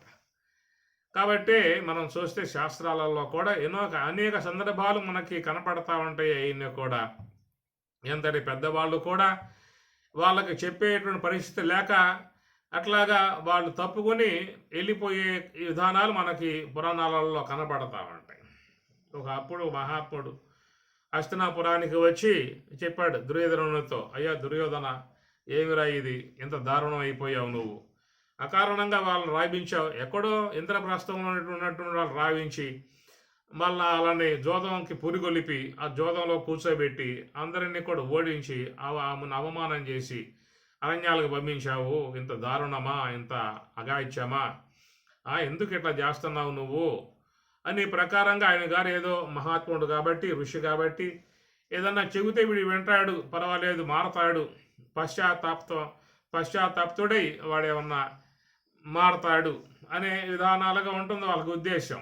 కాబట్టి పోయి ఆయన గారు స్వయంగా హస్తినకు ఎక్కడ అరణ్యంలో ఉన్న తాను పని కట్టుకుని పోయి హస్తినకు పోయి వాడికి చెప్పాడు ఆ మహాత్ముడు. చెప్పినప్పుడు దుర్యోధనుడు ఏం చేశాడంటే వాని తొడ మీద ఉన్నటువంటి వస్త్రాన్ని కొంచెం పైకి లాగి తొడ సరుస్తూ ఉన్నాడు. ఏమి, నన్ను జయించే వాళ్ళు ఎవరయ్యా, నేను సర్వ వసుంధర సమస్త రాజ్యాలకి నేను ప్రభువుని, చక్రవర్తిని అన్న విధాయకాలుగా మహాత్ముని పట్ల అగౌరవంగా అవినయము, అవిధేయత ఎన్ని కలిగి వాడు ఆ ప్రకారంగా మహాత్మునినే ధిక్కరించే విధానములో తొడసరుస్తూ ఉంటే చూశాడు మహాత్ముడు. వీడు ఇంత లెక్క చెప్పిన వినే రకం కాదు వీడు, మనం రావటమే బుద్ధి తక్కువైన పని. ఎక్కడో ఆశ్రమాలలో ముక్కు మూసుని తపస్సు చేసుకుంటూ ధ్యానం చేసుకుంటేటువంటి వాళ్ళం, ఏదో పాండవులు మంచివాళ్ళు, సాత్వికులు, వాళ్ళకి అన్యాయం జరిగింది, వాళ్ళని విధంగా అన్యాయంగా అరణ్యాలు పంపారనేటువంటిది బాధతో ఆయన గారు ఇది చెప్పాలనే ఉద్దేశంతో వచ్చాడు తప్ప ఇంకో భావంతో ప్రయోజనం వచ్చిన విధానం కాదు. ఇంత లెక్క వచ్చినప్పుడు మరి మహాత్ముల పట్ల కొంత గౌరవభావం ఉంచాలి. మహాత్ములు చెప్పిన మాటలు ఏదన్నా వినాలి. స్వామి మంచి మాటలు చెప్పారు మీరు, తొందరపాటు అయిపోయింది, ఇది పొరపాటు అయిపోయింది, ముందు ఆ పని చేయనులే అనేది ఒకటి మార్పులు రావాలి వ్యక్తిలో. ఎలాంటి యొక్క మార్పులే లేకుండా ఉన్నటువంటి వాడి వాడితో మాట్లాడితే ఇలాంటి పరిణామాలే చోటు చేసుకునే అవకాశం ఏర్పడుతుంది. కాబట్టి ఈ ప్రకారంగా మహాత్ముడిని ఉద్దేశించి తొడలు జరుస్తూ వాడు వికటాట్టహాసం చేస్తూ ఉంటే అప్పుడు ఆయన గారు చెప్పారు, ఏ యొక్క మహాత్ముని ముందు ఎలాంటి యొక్క భయము, భీతి, గౌరవం లేకుండాను ఈ ప్రకారంగా ప్రవర్తిస్తూ నువ్వు చేస్తున్నావు కాబట్టి నువ్వు యుద్ధములో ఏ తొడ సరిశావో ఆ తొడలు విరిగే నీకు మరణం సంప్రాప్తం అవుతుందిరా అని చెప్పని ఆయన గారు చెప్పి వెళ్ళిపోవటం జరిగిందనమాట. కాబట్టి ఈ ప్రకారంగా మరి ఈ యొక్క విధానం అంతా కూడా రావటం అని చెప్పానంటే ఒక పరిపక్వత అనేటువంటి ఒక అంశం ఉంటుంది. ఇందా చెప్పుకున్నట్లుగా ఒక పక్వత అనేటువంటిది ప్రతి దాంట్లో ఉంటుంది. విశ్వంలో ఏదైనా తీసుకో, పదార్థం తీసుకో, దానికి ఒక పక్వత ఉంటుంది. ఆ పక్వత వచ్చినప్పుడే దాంట్లో కొన్ని గుణాలు ఆవేశం అవుతాయన్నమాట. దాంట్లో గుణాలు ఆవేశమైనప్పుడు ఆ గుణ సంబంధమై గుణమిళితమై ఉన్నటువంటి పదార్థాలను మీరు స్వీకరించండి. అవి ఎంత మాధుర్యంగా ఉంటాయో, ఎంత లలితంగా ఉంటాయో, ఎంత ఆహ్లాదకరంగా ఉంటాయో. ఇప్పుడు ఒక చెట్టున పువ్వు చూడండి, పువ్వు పుష్పము అనుకుందాం, అది మొగ్గగా ఉంటుంది. ఆ మొగ్గగా ఉన్నప్పుడు చెప్పండి దాంట్లో ఏముంటుందో, ఏం కనబడుతుంది దాంట్లో? కొంచెం ఆగితే అదే మెల్లమెల్లగా ఆ విప్పారి అది ఒక మంచి రమణీయంగా అనేక రంగులు సంతరించుకొని ఆ విధంగా పరమాత్మ కూడా మొగ్గలో ఉన్నప్పుడు రంగులు వేస్తూ ఉంటాడట స్వామివారు కూడా. కాబట్టి ఆ ప్రకారం స్వామివారి పని పూర్తి కావాలి కదా. అది మెల్లగా వికసించి విధంగా ముందుకు వస్తుంది. అనేక రంగులతో, సోయగాలతో, మాధుర్యముతో, దాంట్లో ఉన్నటువంటి మకరందాలతో సూపులకు వినుముంది చేస్తూ ఆ యొక్క అందాలను ప్రకటింపజేస్తూ ఉండే విధానముగా అది వస్తుంది అన్నమాట. అది వచ్చిందా కాస్త ఆగాలి మనం కూడా. అది ఒక పరిపక్వత అని చెప్పనేటువంటి మాటగా విశ్వంలో అన్నీ కూడా చూస్తే దానికి ఒక పీరియడ్ ఉంటుంది, ఒక సమయం ఉంటుంది. ఆ సమయం వరకు ఆగినట్లయితే వాటిల్లో ఎన్నో అందాలు బయటపడే విధానము, ఎన్నో రుచులు బయటపడే విధానము ఇవన్నీ కూడా మనం చూస్తామన్నమాట. అట్లాగా మానవ జీవితం యొక్క విధానములో కూడా, జ్ఞాన మార్గములో, భక్తి మార్గములో కూడా వాడిలో ఏర్పడేటువంటి పరిమళించేటువంటి విధానముగా ఉన్నటువంటి సద్గుణాలు కొన్ని వికాసవంతముగా వెలువడతాయి. అవి వెలువడ్డప్పుడే నీకు మహాత్ముల యొక్క సందేశం స్వీకరించటం కానీ, భగవంతుని అనుగ్రహాన్ని పొందటం కానీ, ఆ జీవితంలో మరి ఆత్మ యొక్క ఆనందాన్ని పొందటం కానీ, చక్కటి ధ్యానములు నిలకడగా ఉండటం కానీ, స్వరూపానుభవాన్ని పొందటం కానీ ఇవన్నీ వస్తాయండి.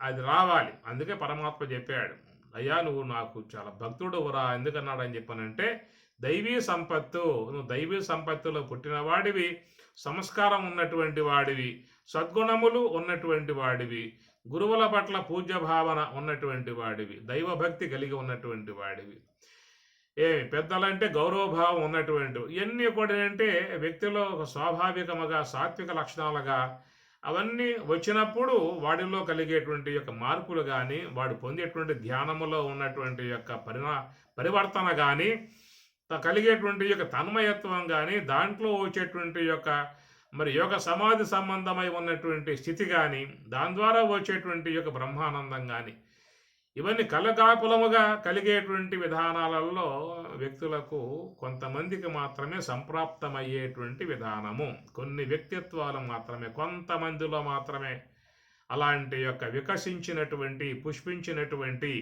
పరివర్తన చెందినటువంటి ఆ వ్యక్తిత్వాలు మంచి సమతూకముగా అలాగా కొన్ని వ్యక్తిత్వాలు వస్తాయండి. అలాంటి వారే అతి త్వరలో తరించే విధానం. వివేకానంద స్వామి ఎందువలంత పరిమళించాడు అని చెప్పనంటే ఆయనలో వచ్చేటువంటి యొక్క మార్పులు అన్నమాట. అలాంటి మార్పుల కారణంగా మరి పరమహంసల వారి యొక్క అనుగ్రహం ప్రసరించింది. మరి ఎంతో గొప్ప స్థాయికి అతడు ఎదగలిగాడు. దేశ విదేశాలలో గురువు యొక్క గొప్పతనాన్ని సాటగలిగాడు. చిరస్థాయిగా విశ్వంలో ఒక చరిత్రాత్మకం మిగిలిపోయాడు. అది ఘట్టం, మంచి ఘట్టం అన్నమాట. అది అందరికీ రాదు. ఎంతోమంది పరమహంస దగ్గర ఉపదేశాలు పొంది ఉంటారు, ఎంతోమంది అష్టమస్వ సంయోగాలు పొంది ఉంటారు. కానీ ఎంతమందిలో మరి అలాంటి పరిపక్వత వచ్చిందా అని చెప్పనంటే కొద్ది మందికి మాత్రమే ఉండేటువంటి విధానము అని చెప్పని, అలాంటి ఆ వ్యక్తిత్వ వికాసము, వ్యక్తిత్వపు చక్కటి మార్పు, సాత్విక సంబంధమై ఉన్నటువంటి గుణాలు, సంతరించుకునే గుణాలు అలాంటివి ఏవైనా మనకు కూడా సంప్రాప్తం పడతాయా అనేటువంటి విషయంలో కూడా వ్యక్తులు కొంత ప్రయత్నం చేసుకోవాల్సి ఉంటుంది. అలాంటి మార్పును చెందనటువంటి యొక్క వ్యక్తిత్వముతో ఎంతకాలం ఉన్నప్పటికీ కూడా మనం చెప్పుకునేటువంటి యొక్క వస్తు స్వరూపము యొక్క పూర్ణానుభవాన్ని జీవితంలో సవి చూసే అవకాశం అనేటువంటిది ఉండదు. ఏవో వస్తూ ఉంటాయి, ఈ చెవిలో పడుతూ ఉంటాయి, ఆ చెవికుండా వెళ్ళిపోతూ ఉంటాయి, అంతవరకే. 2 చెవులు పరమాత్మ ఇచ్చాడు. ఎందుకు ఇచ్చాడు అని చెప్పానంటే, వ్యక్తి చెప్పాడు, అయ్యా ఈ చెవితో వినమన్నాడు, ఆ చెవితో వదలమని చెప్పని అన్నాడు, కాబట్టి నేను ఆ పనే చేస్తున్నా అని చెప్పని అంటాడు. కాబట్టి ఆ ప్రకారముగా చాలా వరకు జీవితాలన్నీ కూడా ఆరోపకంగానే అవి ఆ ప్రయాణం చేసి వెళ్ళిపోతున్నటువంటి పరిస్థితి కనుక, మరి అలాంటి ఆ పరివర్తన కలిగి ఉన్నటువంటి యొక్క జీవన విధానములు కూడా కొంత గురు అనుగ్రహం మీద కూడా ఆధారపడి ఉంటుంది. కొంత దైవానుగ్రహంతో కూడా ముడిపడి ఉన్నటువంటి విధానము. రెండవ తన యొక్క అవగాహనతో ఎదిగేటువంటి యొక్క జీవన విధానము.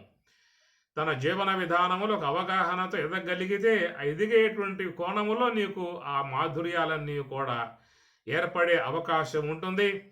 దాన్ని అనుసరించే చెప్పిన ప్రకారముగా త్రైగుణ్య భవ, పరమాత్మ ఆజ్ఞ. ఇది కేవలం సూచన కాదు,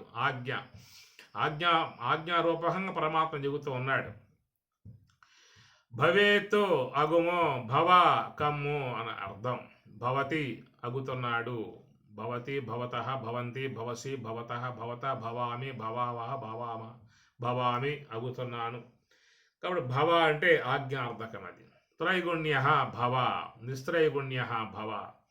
కాబట్టి ఈ గుణాతీతత్వాన్ని పొందటము అనేటువంటి మాటకి పూర్తిగా మనకు వచ్చేటువంటి యొక్క అర్థం, ఈ పదములో మనస్సుని హంస యొక్క ఆశ్రయంలో పెట్టి లోనికి పొమ్మని చెప్పని అర్థం. అసలు వాస్తవికంగా చెప్పినట్లయితే 3 గుణములకు అతీతుడవు కమ్ము అనేటువంటి మాట ఎట్లా అయ్యే అవకాశం ఉంటుంది? కాబట్టి గుణములలోనే చిక్కుకుని ఉన్నాం, గుణబద్ధులమై జీవిస్తూ ఉన్నాం. గుణములు లాక్కుపోతూ ఉంటే ఆ వైపు కల్లా పోతూ ఉన్నాం. గుణములు పూర్తిగా మన యందు విజృంభణం కలిగి ఉన్నాయి. ఈ దేని యొక్క గుణం, దాని యొక్క ప్రకోపాలు అమితముగా అవి వాటి యొక్క ప్రభావాలు మన మీద చూపుతూ ఉన్నాయి. ఏమి ఊర్ధ్వం గచ్చంతి సత్వస్థ, అధో గచ్చంతి తామసాహ అని ప్రకారముగా మనకి గీతలో స్వామివారు గుణత్రయ విభాగ యోగములో గుణముల యొక్క ప్రకోపములు ఎట్లా ఉంటాయో అనే విషయం కూడా ఆయన గారు చెప్పటము జరిగిందనమాట. ఏమి రజస్సత్వం తమశ్చైవ తమస్సత్వం రజస్తథ అని కూడా చెప్పాడు. కాబట్టి ఏ గుణం యొక్క బలం బాగా ఉంటుందో ఆ గుణం తన వ్యవహారం చేసుకుంటుంది అనే మాటగా అంటాడు. అనగా సాత్వికం తన బలం బాగా ఉందా అని చెప్పిన రజస్సుని తమస్సును తొక్కిపట్టి అది వ్యవహారం చేసుకుంటుందట. అదే ప్రకారం రజస్సు గుణం కనుక బాగా ప్రకోపించి ఉందా అంటే అది సాత్వికము తామసికమును తొక్కిపట్టి తన వ్యవహారం చేసుకుంటుందట. లేదా తామసికం బాగా పెరిగి ఉన్నట్లయితే అది రజస్సుని సాత్వికాన్ని కింద పడేసి పైన తన వ్యవహారం చేసుకునే విధానము అని చెప్పని. కాబట్టి ఈ ప్రకారముగా ఏ ఏ సమయాలలో ఏ గుణాలు విజృంభించి ఉంటాయో ఆ గుణములు వాటి ప్రభావాలతో అవి ప్రవర్ధమానముగా పోతూ ఉంటాయి. కాబట్టి గుణముల యొక్క వేగానికి తట్టుకొని వాటిని నిగ్రహించి ఉండగలిగే శక్తి జీవునికైతే మాత్రం లేదు. అవి లాక్కుపోతాయి. ఎందుకంటే జీవుడు ఆ గుణాలని జయించగలిగి గుణాలని తన యొక్క అధీనంలో పెట్టుకునే శక్తి వాడికైతే ఏమీ లేదు. అది ఈశ్వరానుగ్రహముతో సాధించుకోవాలి తప్ప జీవుడు మాత్రం వాటితో పోరాడి వాటిని తన అధీనంలో తెచ్చుకునే అవకాశాలు మాత్రము లేవు. ఈశ్వరుని యొక్క అనుగ్రహానికి పాత్రుడు కాగలిగితే ఆయన యొక్క సహాయముతో జయించే అవకాశం ఏర్పడుతుంది.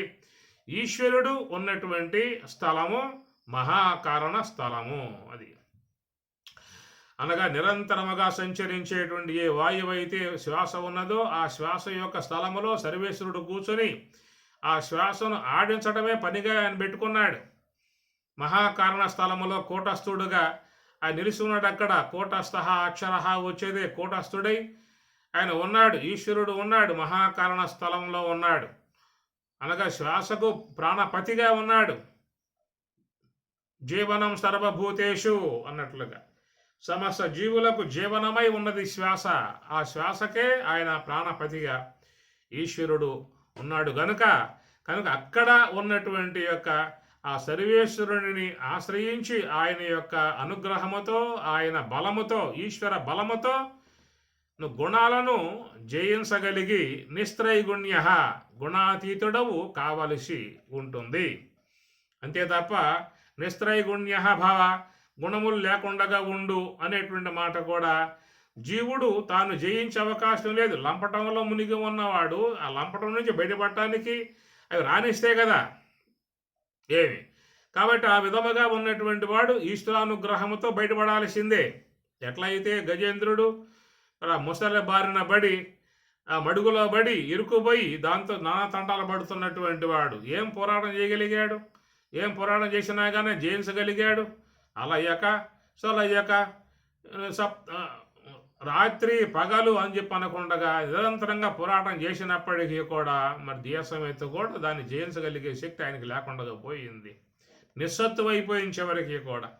ఆ ప్రకారంగా జీవుడు కూడా ఆ యొక్క మడుగులో చిక్కుకొని ఉన్నాడు. అవిద్య అనే మడుగులో చిక్కుకొని ఉన్నాడు.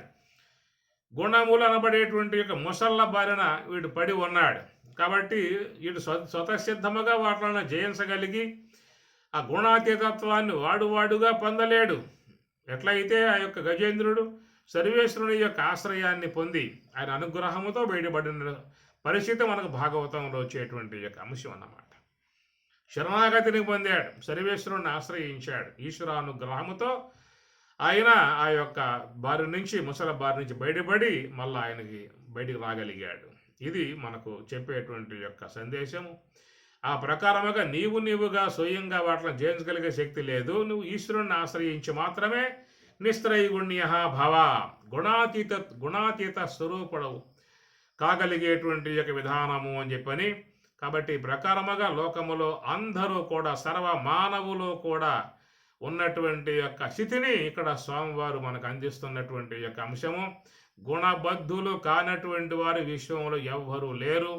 ఉన్నారు అని చెప్పి అన్నట్లయితే వారే తత్వవేత్తలు, బ్రహ్మవేత్తలు, యోగులు, మహర్షులు, రాజర్షులు, మహర్షులు, దేవర్షులు అనేటువంటి వారు ఈ గుణాలకు అతీతులుగా అతీత స్థాయిని పొంది ఉన్నటువంటి వారు. ఏ మహాత్మునాశ్రయించి శరీరాధి సంఘకోటి నెల్ల సంహరించి ప్రాభవమున మునులు పారమహాత్మ్యమును పొంది తిరిగి రాకయుందురెలమి అంటుంది భాగవతం.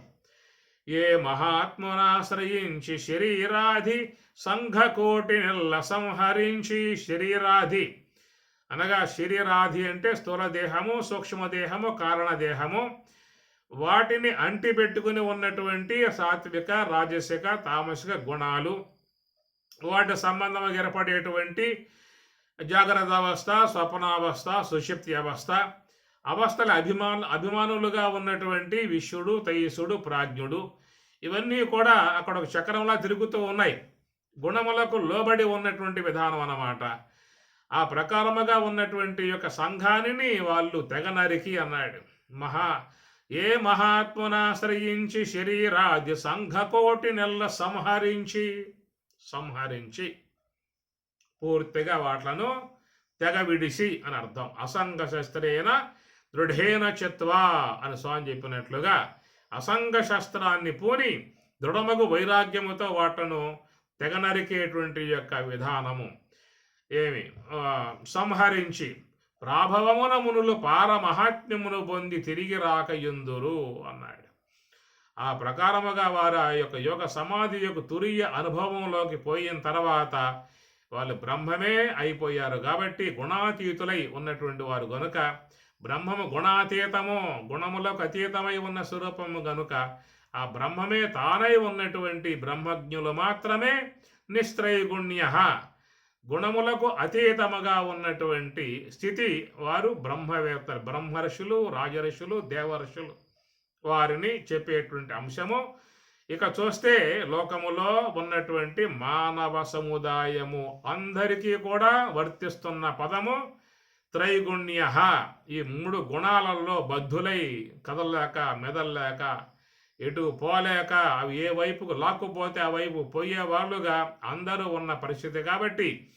కాబట్టి వీళ్ళ యొక్క జీవన విధానం మహా దీనత్వముగా ఉండేది, దైన్యముతో చేరి ఉండేది. నిరంతరముగా అనేక దుఃఖములకు లోనై సుఖములకు అరులు సాసి ఆనందం ఎక్కడ లభిస్తుందో అనే విధానముగా భిక్షగాళ్ళై లోకమంతా కూడా అందరూ తిరుగుతూ ఉన్నారు. ఆ దేశానికి పోతే ఎక్కువ భిక్ష వస్తుందా, ఈ దేశానికి పోతే ఎక్కువ భిక్ష వస్తుందా, ఆ లోకాలకు పోతే అక్కడ ఎక్కువ భిక్ష పెడతారా, ఏమిటా భిక్ష అంటే ఆనందం అనే భిక్ష. ఎక్కడికి పోతే పెడతారు, ఏ లోకాలకు పోతే పెడతారు, ఏ దేశాలకు పోతే లభిస్తుంది అనే విధానముగా భిక్షగాళ్ళై లోకములో ఆ దేశాలకి ఈ దేశాలకి ఆ లోకాలకి ఈ లోకాలకు పోతున్న పరిస్థితి. కాబట్టి వాళ్ళ యొక్క దీనత్వమును పరమాత్మ గుర్తించి అంటున్నాడు, నిస్త్రైగుణ్య భవ, నువ్వు అది కారా, నువ్వే మహా నిధి, మహా గొప్ప నిధి అవుతావు, బ్రహ్మానంద నిధి అవుతావు, బ్రహ్మానంద స్వరూపుడవు అవుతావు. కాబట్టి నువ్వు ఎక్కడ కూడా చేతులు చాసి ఏడుకోవాల్సిన పరిస్థితి లేదు, చేతులు చాసి అడుక్కోవాల్సిన పరిస్థితి లేదు. ఇక నీవే కోటీశ్వరుడవు, కౌపీనవంత కలు భాగ్యవంత అని శంకరుడు చెప్పినట్లుగా వాడు కౌపీనవంతుడు అయిన కలు భాగ్యవంతుడు. ఎందువలంటే బ్రహ్మములో ఉన్న ఆనందాన్ని సమృద్ధిగా పొందేటువంటి వాడు కలు భాగ్యవంతుడు. వాడు భాగ్యం అంటే లోకంలో బీతులు ఉన్నాయి, మేళ్ళు ఉన్నాయి, ప్లాట్లు ఉన్నాయి, భూములు ఉన్నాయి, సైట్లు ఉన్నాయి, ఆ దేశం బ్యాంకులో ఉన్నాయి, స్విచ్ బ్యాంకులో ఉన్నాయి, ఈ బ్యాంకుల్లో ఈవిడు కాదు భాగ్యవంతుడు. ఇవన్నీ ఎన్నున్నా కానీ ఎప్పుడు కూడా వాడు ఆనందం కోసంగా భిక్షగాడై తిరుగుతున్న పరిస్థితే కలు భాగ్యవంతుడు. ఎవరని చెప్పానంటే స్వరూపమునందు మునిగి ఆ స్వరూపానుభవాన్ని పొందేటువంటి వాడే మహాభాగ్యవంతుడుగా శంకరులు బోధించేటువంటి విధానం కనుక పరమాత్మ ఇక్కడ నిస్త్రైగుణ్య భవ అని చక్కటి మాట మనకు అందిస్తూ ఉన్నారు. ఓం సహనా భవతు సహనౌ భునక్తు సహ వీర్యం కరవావహై తేజస్వినావధీతమస్తు మా విద్విషావహై. ఓం శాంతి శాంతి శాంతి. హరి ఓం తత్సతు. శ్రీ గురుభ్యో నమః. హరి ఓం. ప్రియాత్మ స్వరూపుల